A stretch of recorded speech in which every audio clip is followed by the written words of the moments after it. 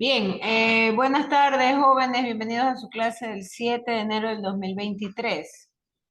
La clase de botánica. El día de hoy, ya nosotros hemos estado viendo el tema de los hongos y de hecho en la plataforma ustedes ya encontraron tareas al respecto, tanto el dibujo de los hongos como el tema de los casos del estudio y la investigación además de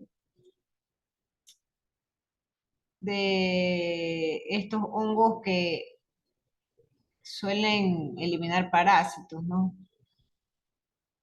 De todo esto hemos venido conversando ya en la clase anterior.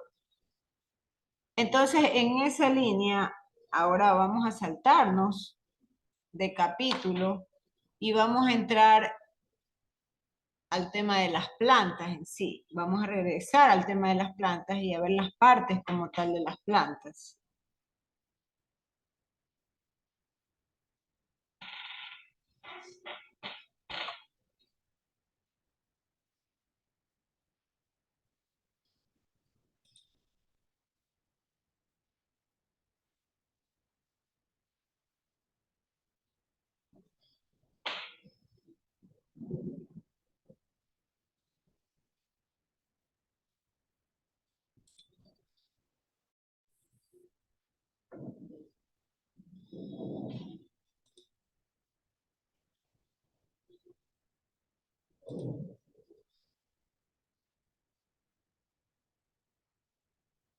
Bien, entonces vamos a compartir la pantalla.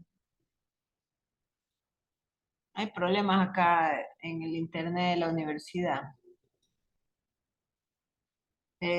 Vamos a compartir la pantalla y vamos a trasladarnos al capítulo 43 del libro. Les voy a pedir que ustedes en su texto también lo busquen, ¿no? Y este capítulo habla justamente de la anatomía de las plantas y del transporte de nutrimentos. Hay un caso de estudio con el cual se apertura este capítulo y es justamente de las hojas eh, que cambian de color en el otoño, ¿no? Y hace la pregunta o empieza abriendo la incógnita de que por qué las hojas cambian de color en otoño. Y nos hablan de estos tipos de árboles que normalmente son los árboles caducifolios, que tienden a mudar las hojas cada cierto tiempo. Y por supuesto, en el tiempo de otoño se caen y cambian de colores, ¿no? Entonces, surge la pregunta, ¿qué problemas normalmente enfrenta la vida en la Tierra? Y tanto animales como plantas, uno de los primeros problemas que enfrentamos es el tema de la alimentación, ¿no? ¿Cómo nos alimentamos? Porque finalmente, dependiendo de la alimentación, la generación de los nutrientes se produce y con eso nosotros podemos tener energía, energía para poder vivir, ¿no?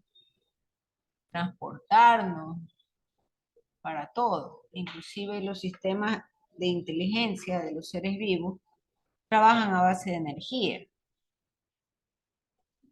Otro problema fundamental que nosotros nos enfrentamos y que también obviamente enfrentan las plantas y los animales es el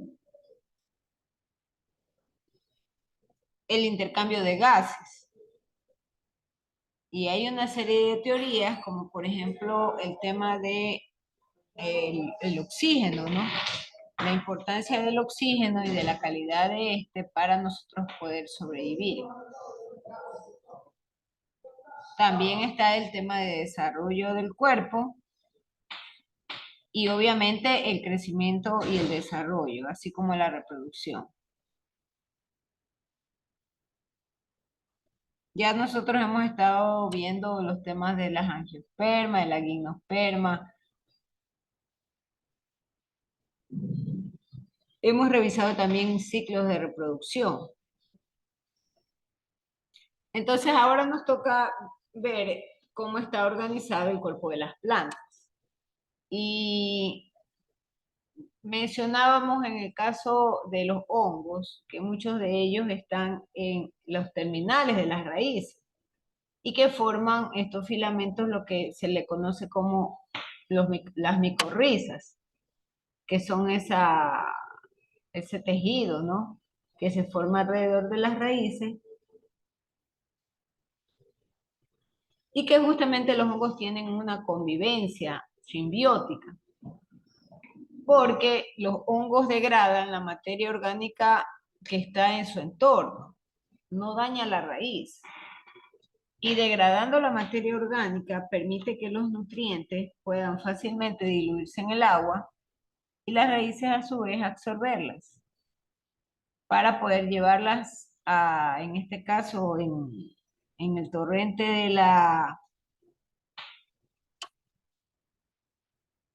la clorofila, estos nutrientes y lleguen a la célula. Entonces, ya estos conceptos los hemos estado mencionando. Ahora vamos a hablar prácticamente de cómo está organizado el cuerpo de las plantas. Y las plantas normalmente tienen un anclaje en el suelo y absorben las raíces agua y minerales. Ahí tenemos una foto que nos es familiar, la estuvimos revisando los primeros días de clase. Y en estas fotos ya están especificados los nombres de la estructura de la planta como tal. Y les había mencionado que tenemos el sistema de brotes y el sistema de raíces. Entonces, todo lo que es sistema de brotes es la parte exterior, lo que está fuera de la tierra. Mientras que el sistema de raíces está en la parte interior de la tierra. Entonces, la raíz es la que firma o la que figura como ese anclaje importante. De ahí que hay raíces principales y hay raíces secundarias o ramificación. A su vez, también tenemos la cofia como tal, que es la terminal de la raíz.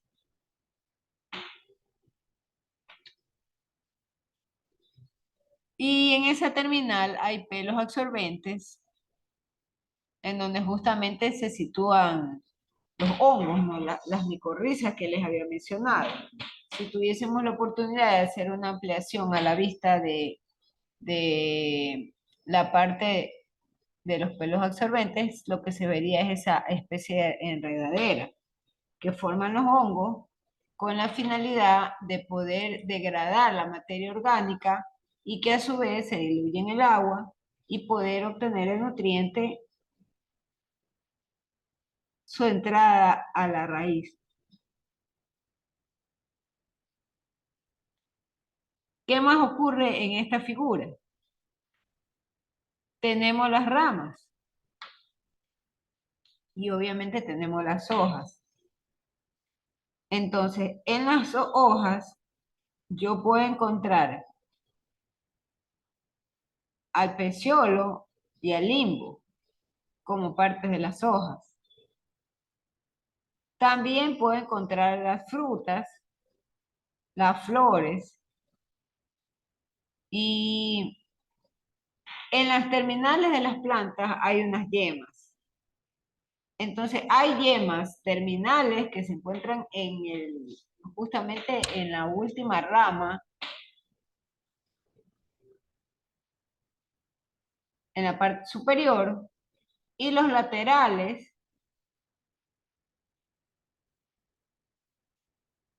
en donde se registra la aparición de la yema lateral. Entonces, la adquisición de energía normalmente se la obtiene a partir de la ejecución del proceso de la fotosíntesis, porque ahí se produce un intercambio de gas, ¿no? De oxígeno hacia dióxido de carbono y de dióxido de carbono a oxígeno. En el caso de las frutas, tienen un papel relevante y preponderante para el caso de la reproducción.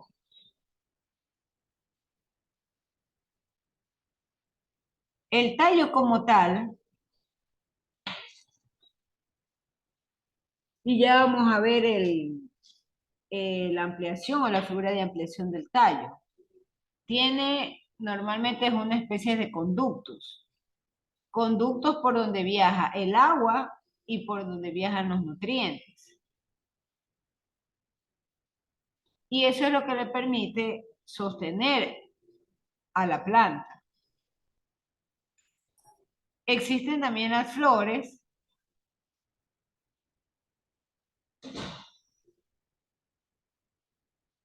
y por supuesto ahí están las yemas laterales.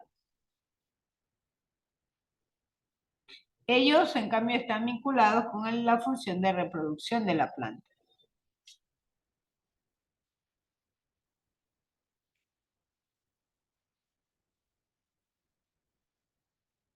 El crecimiento, en cambio, está determinado por el meristemo apical y los primordios foliares, que es esa terminal como especie de uñita, ¿no? Que es lo que ven ampliado. Ahí se encuentra el primordio foliar y el meristemo apical.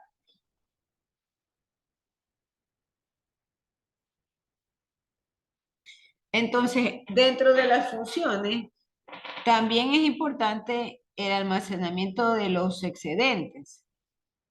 Un excedente usual para el sistema de la planta normalmente tienden a ser los carbohidratos.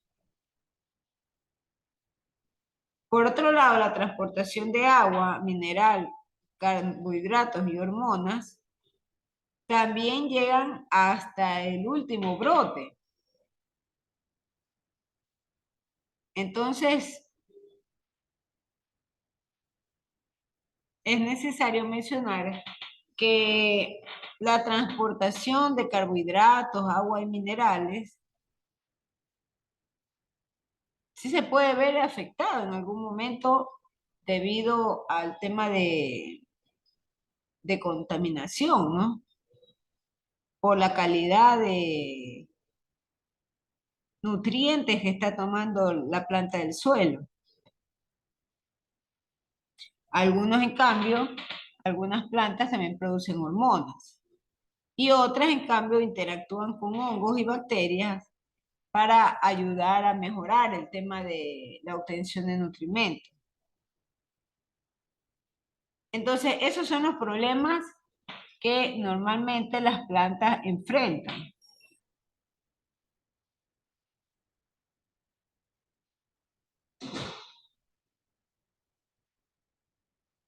Hay un sistema de brotes, en cambio, que siempre está localizado debajo del suelo.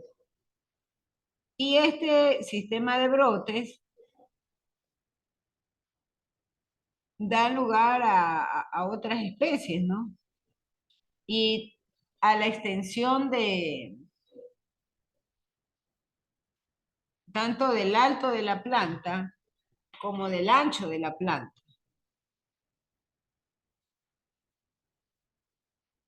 Y las yemas normalmente dan lugar a nuevas hojas y a nuevas ramas.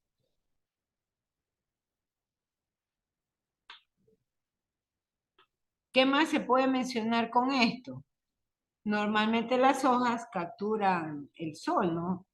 Y las flores, en cambio, atraen a las abejas polinizadoras o a los insectos polinizadores, según sea el caso.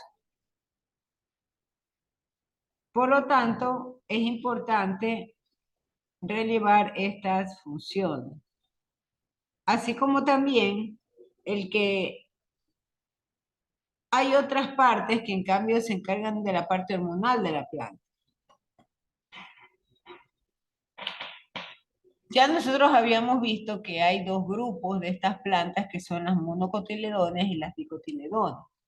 Entonces las monocotiledóneas normalmente son como ejemplo tulipanes, lirios, palmas, arroz, avena. Y las dicotiledóneas, en cambio, se caracterizan por tener hojas grandes y que puede incluir arbustos, ¿no? Arbustos,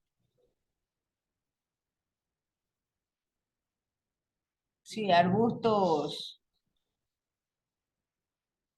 que se dan nombre con los mismos grupos. Entonces, ¿cómo crecen normalmente las plantas? Las plantas, ya nosotros habíamos revisado el ciclo de vida y ellas crecen justamente a partir de la reproducción de estas yemas. De estas yemas y de estas estructuras que están ubicadas tanto en la parte superior como en la parte lateral. Ahí se va desarrollando la planta, porque da apertura a la formación de otras ramas y nuevas hojas.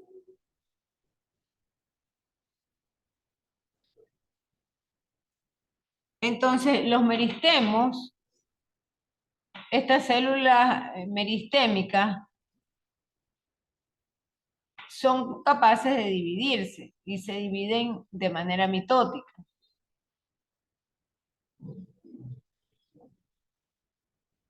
Y algunas de estas células normalmente se convierten en células diferenciadas, las células meristémicas. Entonces los meristemos apicales normalmente son los que se encuentran en la punta de la planta. Y cuando hablamos de las puntas también incluimos a las raíces. Entonces ese meristemo apical lo que hace es generar el crecimiento primario de la planta.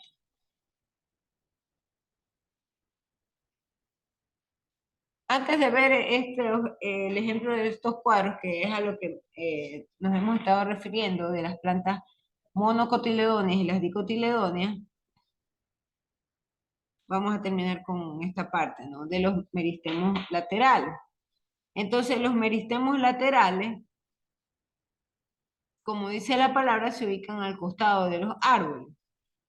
Y la división de los meristemos laterales son los que me generan el crecimiento secundario de la planta. El crecimiento secundario. Entonces la corteza, el xilema secundario y el floema secundario, ¿qué son estos floema y xilema a los cuales está refiriéndose el texto? Yo les había mencionado que en los tallos suelen haber unas especies de conductos muy semejante o muy parecido a nuestras arterias. La diferencia de los conductos de las plantas frente a nuestros conductos es que estos floemas y el xilema son tan finos que es posible, inclusive algunos de ellos tienen paredes permeables, ¿no? Para llevar agua a todas las partes de la planta.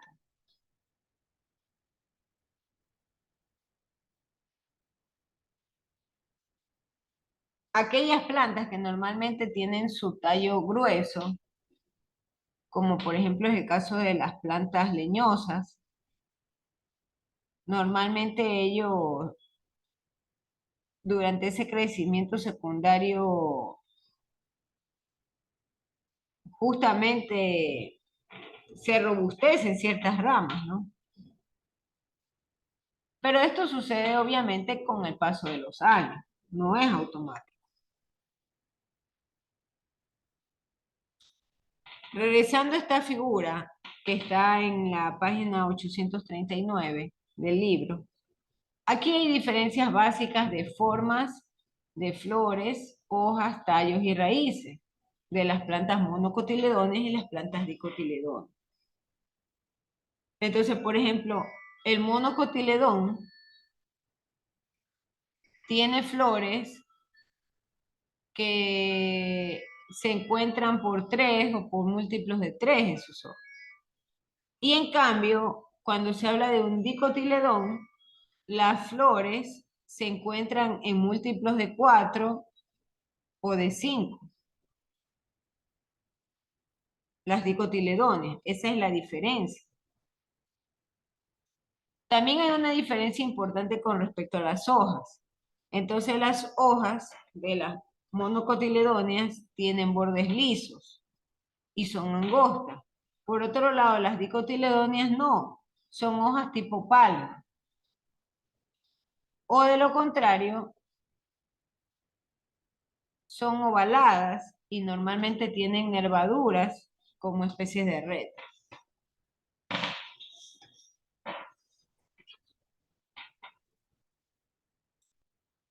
En el caso de los tallos, miren que hay una diferencia entre la parte vascular, que son esos conductos que les decía por donde viaja el agua, donde viajan los nutrimentos y donde viajan los... Un momentito, estoy en clase, mismo nivel, luego hablo.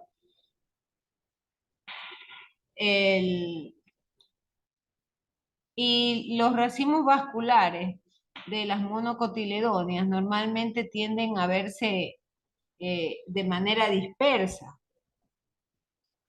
a diferencia de los dicotiledóneos, en donde tenemos formado un anillo alrededor del tallo.